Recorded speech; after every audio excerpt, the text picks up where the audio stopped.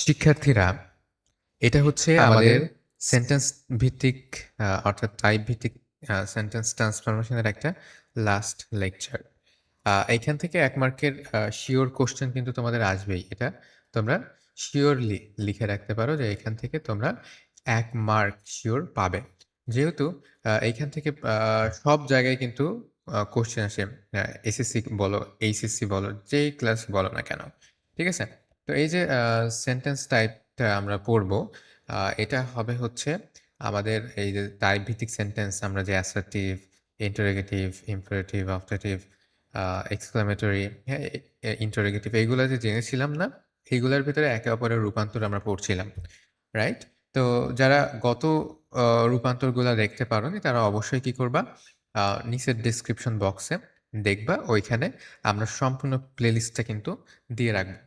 আচ্ছা, তো এইবার আমরা সেন্টেন্স ট্রান্সফরমেশনের আ যে অংশটা আজকে আমরা আলোচনা করব সেটা আমরা দেখা যাক। আমরা ১ম অংশে আলোচনা করব assertive to imperative sentence. assertive to imperative sentence. এখানে assertive to imperative রূপান্তর করতে হবে। আচ্ছা, assertive সেন্টেন্সটা কি? বিবৃতি বা বর্ণনামূলক বাক্য। সেটা দিয়ে বর্ণনা করা হয়। বিবৃতি দেওয়া হয়। সেটা হচ্ছে অ্যাসার্টিভ সেন্টেন্স। আমরা কিন্তু দেখেছিলাম অ্যাসার্টিভ সেন্টেন্সের ভেতরে পারস্পরিক রূপান্তর অর্থাৎ অ্যাফার্মেটিভ টু নেগেটিভ দেখেছিলাম এবং নেগেটিভ টু অ্যাফার্মেটিভ দেখেছিলাম। ২ টাই কিন্তু আমরা দেখেছিলাম। আচ্ছা, তোমাদের কি গঠন প্রণালীটা মনে আছে? Subject plus verb plus object বা হচ্ছে কোনো একটা এক্সটেনশন কিন্তু হতে পারে। ওকে? এইবার ইম্পারেটিভ সেন্টেন্স নিয়ে একটু আলোচনা করতে হয়। ইম্পারেটিভ সেন্টেন্স কি জানো? ইম্পারেটিভ সেন্টেন্স হচ্ছে যে সেন্টেন্স দ্বারা কি বোঝানো হয় বলো তো? আদেশ, যদি সেটা নেগেটিভ হয় তাহলে সেটা কি বোঝাবে? নিষেধ, তারপরে উপদেশ বোঝাতে পারে, আদেশ, নিষেধ, উপদেশ, অনুরোধ বোঝাতে পারে। ঠিক আছে? অনুরোধ বোঝাতে পারে যেটা হচ্ছে প্লিজ দিয়ে শুরু হতে পারে। তাই না? অনুরোধ। আচ্ছা, তোমরা কিন্তু এই যে অ্যাসার্টিভ সেন্টেন্স আ অ্যাসার্টিভ সেন্টেন্সের যে রূপান্তরটা, এটা আমাদের কোথায় কাজে লাগে দেখছো? আমাদের কিন্তু ন্যারেশনে কাজে লাগে। তো ন্যারেশনের সবগুলাতে কিন্তু কি করতে হয়? অ্যাসার্টিভ সেন্টেন্সের রূপান্তর করতে হয়। তো তোমরা আ যদি আ অ্যাস তোমরা যদি সেন্টেন্স ট্রান্সফরমেশনের এই সম্পূর্ণ প্লেলিস্টটা দেখো, তাহলে কিন্তু এটা তোমাদের শুধুমাত্র আ এখানকার ফুল মার্ক আ উম একেবারে এনশিওর করবে না, বরং সাথে, সাথে তোমার কিন্তু ন্যারেশনেও অনেক হেল্পফুল হবে। ঠিক আছে? তো আদেশ, নিষেধ, উপদেশ এবং অনুরোধ বোঝায় যে সেন্টেন্স দ্বারা, সেটা হচ্ছে ইম্পারেটিভ সেন্টেন্স। তাহলে দেখো ইম্পারেটিভ সেন্টেন্স দিয়ে এত কিছু বোঝায়, তাহলে নিশ্চয়ই এর কিন্তু কয়েকটা টাইপ আছে। দেখো, ইম্পারেটিভ সেন্টেন্সের কিন্তু গঠন বেশ নানা রকমের কিন্তু গঠন প্রণালী হতে পারে। ঠিক আছে? যদি আদেশ বোঝায় এবং এটা যদি সেকেন্ড পারসন হয়, ঠিক আছে? সেকেন্ড পারসনের ক্ষেত্রে বিশেষ করে যখন আদেশ বোঝাবে, তখন আ আদেশ বা নির্দেশ যখন বোঝাবে, তখন কিন্তু ভার্ব দিয়ে সেন্টেন্সটা শুরু হয়। মনে আছে তোমাদের? ভার্ব দিয়ে সেন্টেন্সটা শুরু হয়। ঠিক আছে? আ আর হচ্ছে তোমার ফার্স্ট পারসন অ্যান্ড হচ্ছে তোমার হচ্ছে থার্ড পারসনের ক্ষেত্রে কি হয় জানো? এটা তোমার লেট দিয়ে শুরু হয়। মনে থাকবে? কি দিয়ে শুরু হয়? লেট দিয়ে শুরু হয়। আর যদি রিকোয়েস্ট যদি বোঝায় তাহলে কি দিয়ে শুরু হয়? প্লিজ। ওখানে রিকোয়েস্ট শব্দটা থাকবে না, জাস্ট কি চলে আসবে? প্লিজ চলে আসবে। ঠিক আছে? আর তারপরে আই উইশ টাইপের কিছু সেন্টেন্স আছে যেগুলা নিজের ইচ্ছাকে ব্যক্ত করে। সেইগুলার ক্ষেত্রে আরো ভিন্ন, ভিন্ন রুলস আছে, নিয়মকানুন আছে, সেগুলো আমরা আ দেখব। তো এই হচ্ছে আমাদের পূর্ণাঙ্গ আলোচনা। এইবার আমরা যেমনটা বলছিলাম যে যদি আদেশ বোঝায়, ঠিক আছে? যদি আদেশ বোঝায় আদেশ বোঝায় বা নিষেধ বোঝায়, ঠিক আছে? আদেশ বোঝায় বা নিষেধ বোঝায়, তাহলে কি হবে? এবং তোমার সাবজেক্ট যদি কি হয়? সেকেন্ড পারসন হয়। তো সেকেন্ড পারসনে কি আছে? শুধুমাত্র কিন্তু ইউ আছে। সেকেন্ড পারসনে শুধুমাত্র ইউ আছে। ইউ মানে কি জানো? ইউ মানে হচ্ছে তুমি, আবার এটা হচ্ছে সিঙ্গুলার নাম্বার। আর প্লুরাল নাম্বারেও কিন্তু ইউই হয়। ঠিক আছে? তোমরা। ঠিক আছে, তুমি বা তোমরা এটা সিঙ্গুলার নাম্বার, এটা প্লুরাল নাম্বার, কিন্তু এই ইউটা কিন্তু সেমই। তো ইউ হচ্ছে যেমন সিঙ্গুলার, এটাও আবার প্লুরালই। ঠিক আছে, তার মানে ইউ এর কোনো আলাদা কোনো প্লুরাল নাই। ঠিক আছে, ওইটাই সিঙ্গুলার, ওইটাই প্লুরাল। আচ্ছা, দেখো অ্যাফার্মেটিভের ক্ষেত্রে মানে আদেশের ক্ষেত্রে কি হবে দেখো। আদেশের ক্ষেত্রে তোমার সাবজেক্টটা বাদ যাবে। আচ্ছা, সাধারণত তোমার হচ্ছে কি সাবজেক্ট হয় বলো তো, এই যে ইউ, এই সাবজেক্টটা থাকে তোমার ইম্পারেটিভ সেন্টেন্সের ক্ষেত্রে, এবং এই ইউ, এই যে সাবজেক্টটা, এই সাবজেক্টটা কি থাকে বলো তো ইম্পারেটিভ সেন্টেন্সে? উহ্য থাকে। মানে ইম্পারেটিভ সেন্টেন্সে তোমার হচ্ছে ইউ, এইটাকে উহ্য অবস্থায় থাকে। উহ্য মানে কি, মানে আর কি সেখানে দেখা যায় না। তো সাবজেক্ট বাদ যায়। সাবজেক্ট বাদ যায় মানে কি বাদ যায় বলো তো? এই যে ইউ, এইটা বাদ যায়। এটা বাদ দিয়ে আমরা কি করব? জাস্ট মূল ভার্ব দিয়ে শুরু করবো। যেমন ইউ ফিনিশ দ্য ওয়ার্ক, তুমি এই কাজটা সম্পন্ন করো। এবার এটাকে যদি আমরা আদেশ হিসেবে নিই তাহলে ফিনিশ দ্য ওয়ার্ক, কাজটা সম্পূর্ণ করো, একটা আদেশ হয়ে গেল। ঠিক আছে, এবার নেগেটিভ। নেগেটিভ মানে কি? নিষেধ করা, নিষেধ, তাই না? আচ্ছা, তো এইটা কিন্তু ডু নট, ডু নট দিয়ে শুরু হবে, তাই না? তোমার নিষেধ করলে কি ডু নট, মানে এটা করো না, ওটা করো না, সেটা করো না, তাহলে কি ইংরেজিতে ডু নট। আচ্ছা, তো do not run in the sun. ঠিক আছে, do not run in the sun, তার মানে রোদের ভিতরে দৌড়াদৌড়ি করো না। আচ্ছা, যাই হোক, এখানে এখানে কি কিন্তু কখনো ডাজ নট হওয়ার কোনো চান্সই নাই। চান্স নাই কেন? কারণ হচ্ছে তোমার সাবজেক্ট কিন্তু কি বলতো, সাবজেক্ট সেকেন্ড পার্সন। ঠিক আছে, এই কারণে কখনোই এখানে কি হবে না, ডাজ হবে না। সো যখন তুমি আদেশ করতেছো কাউকে, যখন তুমি নিষেধ করতেছো কাউকে, তখন কিন্তু ওইখানে কখনোই কিন্তু ডাজ হবে না। বুঝতে পারছো? আচ্ছা, তারপরে দেখো নেভার দিয়ে, মানে কখনোই এই কাজটা করো না। আচ্ছা, এটা আদেশ নিষেধ, আর এটা হচ্ছে মনে করো পরামর্শ বা উপদেশ। পরামর্শ বা মনে করো উপদেশ বোঝাতে পারে, উপদেশ বোঝাতে পারে, তাই না? নেভার টেল এ লাই, কখনো এই কাজটা করো না, কখনো সেই কাজটা করো না, কখনো আহ, এটা করো না, সেটা করো না। হ্যাঁ, নেভার টেল এ লাই। ওকে, কখনো মিথ্যা বলো না। আচ্ছা, তাহলে আশা করি তোমরা বুঝতে পারছো এটা হচ্ছে কিসের ক্ষেত্রে, জাস্ট সেকেন্ড পার্সনের ক্ষেত্রে। এবং আদেশ নিষেধ এবং পরামর্শ বা উপদেশ বোঝানোর ক্ষেত্রে যে গঠনগুলা, সেগুলো আমরা দেখলাম। আশা করি এবার তোমরা সেন্টেন্সও মেকিং করতে পারবা, এবং তোমরা অ্যাসার্টিভ থেকে, অ্যাসার্টিভ থেকে তোমরা এটা করতে পারবা। ঠিক আছে, অ্যাসার্টিভ থেকে ইম্পারেটিভ এইবার করতে পারবা। আচ্ছা, এইবার দেখো, তোমার এখানে আহ, যদি subject first person, first person কি তোমরা সবাই জানো, আই, উই, এগুলো হচ্ছে সাবজেক্ট। ঠিক আছে, অ্যান্ড তোমার থার্ড পার্সন কি, এটা তোমরা সবাই জানো, 3RD। থার্ড পার্সন কি তোমরা সবাই জানো, সেটা হচ্ছে হি, তোমার হচ্ছে শি, ইট, বা কোনো নাম। ঠিক আছে, আচ্ছা, তো তোমরা কি অবজেক্টিভ ফর্ম বোঝো? অবজেক্টিভ ফর্ম মানে আই এর অবজেক্টিভ ফর্ম মি, আর হচ্ছে উই এর অবজেক্টিভ ফর্ম মানে হচ্ছে আস। মানে ফর্মটা যেই ফর্মটা কি হিসেবে বসে বলতো, প্রোনাউনের যে ফর্মটা অবজেক্ট হিসেবে বসে সেটাই হচ্ছে অবজেক্টিভ ফর্ম।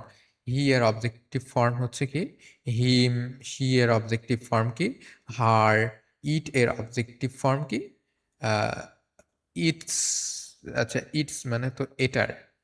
আচ্ছা, তারপরে হচ্ছে নেম, কারণ নাম, সেটা তার নামই। আচ্ছা, দেখো আহ, এটা তোমার যখন সেকেন্ড পার্সন না হয়ে তোমার আহ, বাক্যের সেন্টেন্স, সরি, সেন্টেন্স যখন কি হবে, তোমার সেন্টেন্সটা মানে অ্যাসার্টিভ যে সেন্টেন্সটা, সেটা যখন তোমার ফার্স্ট পার্সন দিয়ে শুরু হবে, অর্থাৎ আই বা উই দিয়ে হবে, তখন কি হবে, লেট প্লাস মি, আই থাকলে মি, উই থাকলে কি আস।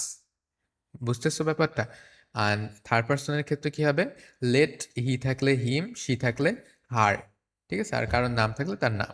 আচ্ছা, তাহলে যদি সেকেন্ড পার্সন না হয়, তোমার সাবজেক্টে যদি সেকেন্ড পার্সন না হয়ে আই উই এরকম ফার্স্ট পার্সন থাকুক, বা থার্ড পার্সন থাকুক, অর্থাৎ হি শি ইট বা কারণ নাম এরকম থার্ড পার্সন থাকুক, যেটাই থাকুক না কেন, তোমার কিন্তু কি হবে বলো তো, অলওয়েজ, অফকোর্স, সেটা লেট দিয়ে শুরু হবে। ঠিক আছে, যদি সেকেন্ড পার্সন না হয়, ফার্স্ট পার্সন বা থার্ড পার্সন দিয়ে শুরু হয়, তাহলে লেট দিয়ে কিন্তু তোমার এটা শুরু হবে।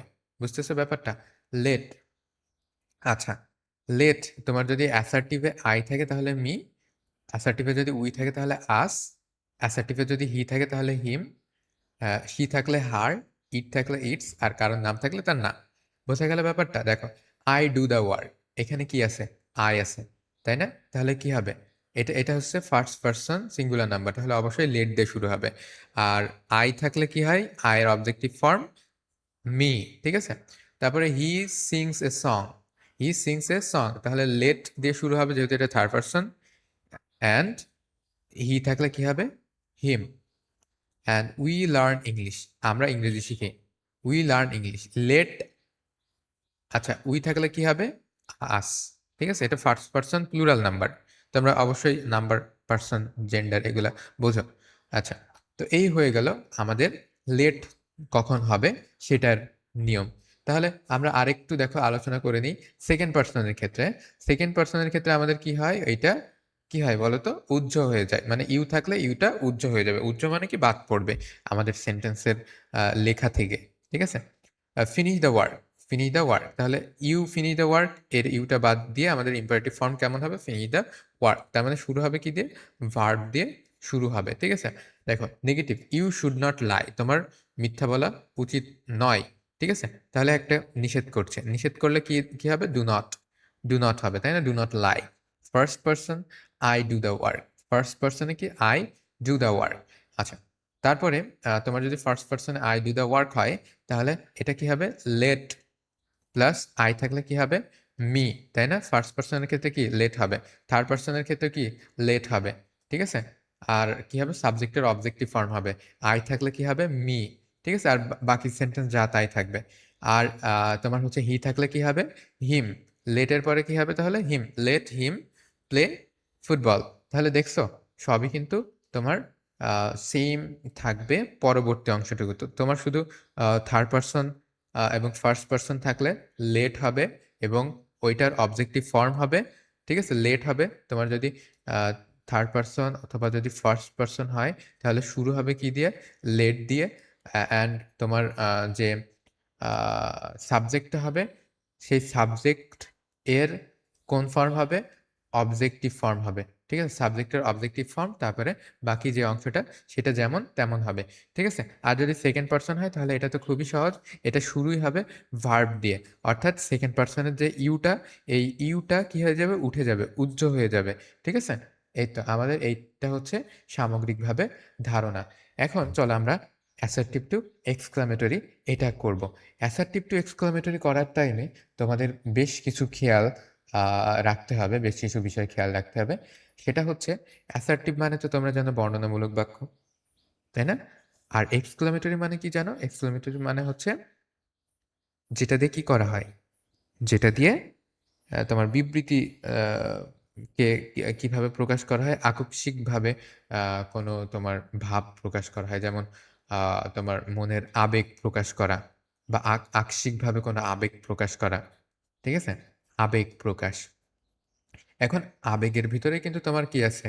হাসি, কান্না, মানে সুখ, উম দুঃখ, সরি দুঃখ, খুশি, হ্যাঁ? খুশি, আনন্দ, আনন্দ, এক্সাইটমেন্ট, তাই না? আনন্দ, তারপরে হচ্ছে আ আ তোমার হচ্ছে কষ্ট, হ্যাঁ? এরকম ইত্যাদি, ইত্যাদি যেসব আবেগ প্রকাশ করা হয়, এই সবই হচ্ছে কিন্তু আবেগসূচক। ঠিক আছে? তো এই যে আবেগ বা অনুভূতি, অনুভূতি প্রকাশ করা হয় যেই সেন্টেন্সটা দিয়ে, এটাই কি? এটাই হচ্ছে এক্সক্লেমেটরি সেন্টেন্স। তাহলে এক্সক্লেমেটরি সেন্টেন্স কিন্তু আমরা ২ ভাবে দেখি। একটা হচ্ছে হোয়াট বা হচ্ছে আরেকটা হাউ দিয়ে শুরু হয়। আরেকটা কিভাবে শুরু হয়? আরেকটা শুরু হয়েছে ইন্টারজেকশন দিয়ে। ইন্টারজেকশন গুলো মনে আছে? ইন্টারজেকশন গুলো হচ্ছে যেই আবেগসূচক শব্দ যেমন এলাস, হুররা, আ উফ, ওপস এই টাইপের যেগুলা শব্দ সেগুলা। তো আংশিক আবেগ প্রকাশের যে সেন্টেন্স গুলা বা বাক্যগুলা সেইগুলাই হচ্ছে এক্সক্লেমেটরি সেন্টেন্স। তো আমাদের কিন্তু এই এক্সক্লেমেটরি সেন্টেন্সের এই টাইপে প্রকাশ করতে হবে। মানে আমাদেরকে হাউ বা হোয়াট দিয়ে শুরু করতে হবে কিংবা কোনো ইন্টারজেকশন দিয়ে শুরু করতে হবে। তো চলো আমরা দেখি আ কখন তোমার হোয়াট হবে এবং কখন তোমার হাউ হবে। দেখো, যখনই তোমার হোয়াট হবে তখনই কিন্তু পাশে এ অথবা অ্যান কিছু একটা হবে। ঠিক আছে? এবং তার পাশে একটা অ্যাজেক্টিভ হবে। যেমন দেখো, what a good boy he is, what a good boy he is, সে কি ভালো ছেলে, সে কি ভালো ছেলে মানে খুব ভালো ছেলে, তাই তো? তো এমন যখন হবে তখন এইটার পরিবর্তে কেমন হবে বলো তো, ভেরি বসবে, তাই তো? মানে তোমার হচ্ছে যে অ্যাসার্টিভটা সেটাই। আচ্ছা, এইবার তোমার হাউ যখন হবে, তোমার মনে রাখতে হবে হাউ এর পাশে কখনোই এ বা অ্যান কখনোই বসবে না, ঠিক আছে? অথবা তোমার যদি অ্যাসার্টিভ সেন্টেন্সে এ বা অ্যান থাকে তাহলে কি হবে, হোয়াট হবে। তাহলে এ বা অ্যান থাকলে কি হবে, হোয়াট হবে। আর যদি এ বা অ্যান যদি না থাকে তাহলে হাউ হবে, ঠিক আছে? আর যদি হাউ হয় তাহলে এখানে অ্যাডজেক্টিভও থাকতে পারে, অ্যাডভার্বও থাকতে পারে। যেমন দিস ইজ ভেরি ফাস্ট কার, তাই না? এটা খুবই দ্রুতগামী গাড়ি। The car is very fast.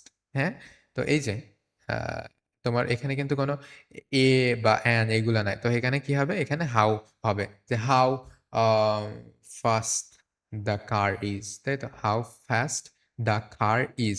আচ্ছা, লাস্টে কিন্তু ভার্ব হবে, ঠিক আছে? দেখো লাস্টে কিন্তু ভার্ব হবে, যেমন কি বললাম, দ্য কার ইজ। আচ্ছা, হাউ সুইট হি সিংস, সে কি মিষ্টি গায়। হ্যাঁ, সে কি মিষ্টি গায়, দেখো সিংস লাস্টে কিন্তু। তাহলে তোমার সাবজেক্ট প্লাস ভার্ব, এটা কিন্তু এটা এইভাবেই থাকবে, সাবজেক্ট প্লাস ভার্ব এই আকারেই থাকবে, এটা সেন্টেন্সের শেষে থাকবে, ঠিক আছে? Subject plus verb. ব্যাস, এই বিষয়টুকু মনে রাখতে হবে তোমার এক্সক্লেমেটরি সেন্টেন্সের ক্ষেত্রে। যে গঠনটা কেমন হবে, হট বা হাউ দিয়ে শুরু হবে, যদি এ বা অ্যান থাকে তাহলে হট দিয়ে শুরু হবে, আর যদি এ বা অ্যান না থাকে তাহলে হাউ দিয়ে শুরু হবে। এবার হট বা হাউ এর পরে কি থাকবে, অ্যাজেক্টিভ বা অ্যাডভার্ব থাকবে, ঠিক আছে? হট হলে এ এর বা এন এর পরে অ্যাডজেক্টিভ থাকবে, আর হাউ থাকলে হাউ এর পরে অ্যাডজেক্টিভ বা অ্যাডভার্ব থাকবে, এবং তারপরে সাবজেক্ট তারপরে প্লাস ভার্ব। মানে এই যে এটা কিন্তু অ্যাসার্টিভ সেন্টেন্সের গঠন প্রণালী মতোই কিন্তু আহ, বিষয়টা, ঠিক আছে? চলো এবার আমরা কিছু ফ্রেজ সম্পর্কে দেখবো, মানে যেগুলো আমরা কি বললাম, ইন্টারজেকশন দিয়ে যেগুলো শুরু হয়, ইন্টারজেকশন দিয়ে যেগুলো শুরু হয় সেগুলাই আমরা দেখব। যদি আনন্দ প্রকাশ করা বোঝায়, ঠিক আছে, আনন্দ প্রকাশ করা যদি বোঝায়, তোমার অ্যাসার্টিভে এমন হবে যে it is matter of joy that. আর তোমার তোমার হচ্ছে ইন্টারোগেটিভ, সরি, ইন্টারজেকশন কি হবে সেটার, ইন্টারজেকশন হবে হচ্ছে হুররা। বা তোমার হচ্ছে এক্সক্লেমেটরিতে কি হবে বলো তো, এক্সক্লেমেটরিতে হবে হুররা। ওকে। আর তোমার যদি যদি দুঃখ প্রকাশ পাই, সেক্ষেত্রে কি হবে, it is matter of sorrow that, এটা দুঃখের বিষয়, যে অত্যন্ত দুঃখের বিষয় যে, ঠিক আছে? এইরকম যদি হয় তাহলে তোমার এটা কি হবে, অ্যালাস দিয়ে শুরু হবে। ইন্টারজেকশনটা কি দিয়ে শুরু হবে, অ্যালাস দিয়ে শুরু হবে, ঠিক আছে? আচ্ছা, জয় বা আনন্দ প্রকাশ করতে আহ দেখো হুররা দিয়ে শুরু হবে, আনন্দ প্রকাশ করতে হুররা দিয়ে শুরু হবে। হ্যাঁ, আর যদি সরো বা দুঃখ দিয়ে শুরু হয় তাহলে তোমার এক্সক্লেমেটরিতে কি হবে, অ্যালাস দিয়ে শুরু হবে। আর ওইটার যে তোমার অ্যাসার্টিভ যদি করতে বলা হয়, তখন তুমি হুররা এটার পরিবর্তে অ্যাসার্টিভে কি করবা, it is matter of joy that. তুমি সরো এর পরিবর্তে কি লিখবা, it is matter of sorrow that, ঠিক আছে? আর ফাই মানে কি, শেম বা লজ্জা, তাই না? সি, এটার বাংলা কি, সি, তাই তো? It is shame that, shameful that, এটা লজ্জার বিষয় যে। হ্যাঁ, যদি ফাই এটা যদি থাকে সেক্ষেত্রে তুমি এটা ইউজ করতে পারবে, যে fie that he is a thief, সে একটা চোর। আচ্ছা, it is matter of sorrow that he is dead, সে মারা গেছে, এটা খুবই দুঃখের বিষয়। অথবা তোমার এক্সক্লেমেটরি করার সময় কি হবে, alas he is dead. Assertive করার সময় ইট is matter of sorrow that. তার মানে উপরের এইগুলো সবই এইটার অ্যাসার্টিভ করার টাইমে ব্যবহার করা হবে, এবং নিচেরটা তোমার হচ্ছে কি করার ক্ষেত্রে ব্যবহার হবে, এক্সক্লেমেটরি করার ক্ষেত্রে ব্যবহার হবে এই ইন্টারজেকশনগুলো, ঠিক আছে? অন্ডার বা বিস্ময় প্রকাশ করলে কি হবে, ইট ইজ অন্ডার দ্যাট, ঠিক আছে? বা তোমার যদি কি থাকে, তোমার যদি এক্সক্লেমেটরি করতে বলে সেক্ষেত্রে কি কি করতে হবে, ইট ইজ ওয়ান্ডার দ্যাটের পরিবর্তে ওয়াও লিখতে হবে। বা ওয়াও থাকলে অ্যাসার্টিভ করার ক্ষেত্রে কি লিখতে হবে, it is wonder that they own, ঠিক আছে? পরেরটা পরের একই অংশে, মানে পরেরটার কোনো পরিবর্তন হবে না, ওইটা নিয়ে কোনো ঝামেলা নাই। তো আশা করি তোমরা এই যে মেন বিষয়গুলো এইগুলা বুঝতে পারছো।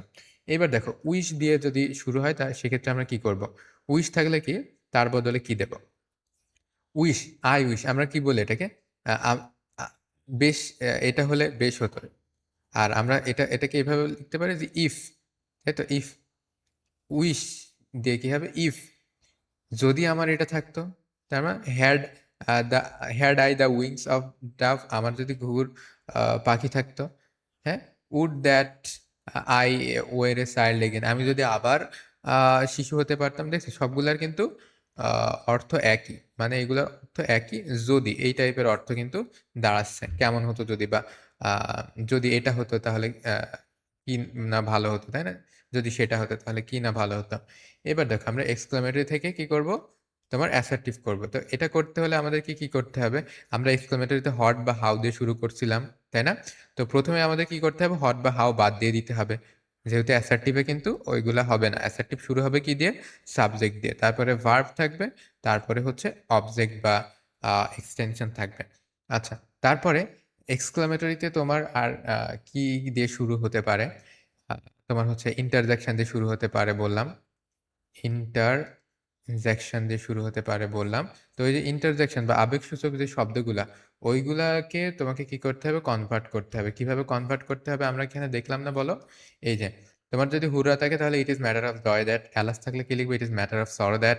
যদি ফাই থাকে বা সি থাকে তাহলে কি হবে? Uh it is shameful that. তারপরে তোমার হচ্ছে ওয়াও থাকলে কি হবে? It is wonder that. ঠিক আছে? আচ্ছা, দেখো এক্সক্লেমেটরি থেকে অ্যাসার্টিভ কি করে করতে হয়? তোমার এই যে বললাম ১ম এই ওইগুলা উঠে যাবে। উঠে গিয়ে কি সাবজেক্ট প্লাস ভার্ব প্লাস যদি হোয়াট থাকে, ঠিক আছে? তাহলে এ বা অ্যান হবে। হ্যাঁ? তারপরে ভেরি বা গ্রেট, তারপরে সেটার অ্যাডজেক্টিভ। আর তোমার এলাস বা হুররা হলে কি হবে? সেটা কিন্তু আমরা এই যে এইমাত্র দেখলাম, it is matter of sorrow that, it is matter of joy that. হ্যাঁ? তার মানে যেইটার মানে যেইটা বুঝাইছে সেটা দিয়েই আমাদেরকে শুরু করতে হবে। তো দেখো, আমরা কিন্তু সেন্টেন্স আ তোমার হচ্ছে ট্রান্সফরমেশন এর বাকি গুরুত্বপূর্ণ আ রুলগুলা কিন্তু আমরা জানলাম। তো আশা করি তোমরা সবাই এই থেকে অনেক উপকৃত হবে এবং এখান থেকে অবশ্যই আ তোমার হচ্ছে পরীক্ষাতে আসবে। তো বেসিক থেকে আমরা বোঝার ট্রাই করলাম। সো আশা করি এখানে বুঝতে কারো সমস্যা নাই। যদি কারোর বুঝতে সমস্যা থাকে, কোথাও কোনো সমস্যা থাকে তাহলে অবশ্যই কমেন্ট করে জানাবে। আমরা তৎক্ষণাৎ অ্যান্সার দিয়ে দেব ইনশাআল্লাহ।